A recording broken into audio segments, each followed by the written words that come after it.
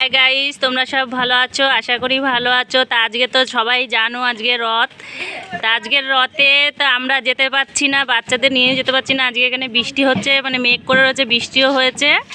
তাই এখানে রথগুলো দেখেছো? ওই দেখো 3টে ঠাকুর বসে রয়েছে। এগুলো হাতের তৈরি রথ, বাচ্চারাই বানিয়েছে। একটা নাতি হয় আমার বানিয়েছে, আর এরা আমার ছোট মেয়ে, আর এটাও একটা নাতি হয়। এরা রথ নিয়ে যাবে বলে রেডি হয়ে দাঁড়িয়ে রয়েছে। এরকম তোমরা রথ দেখো।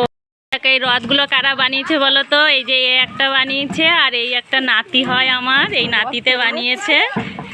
এই দেখো রথ টানছে। জলের মধ্যে দিস না, সরিয়ে দে।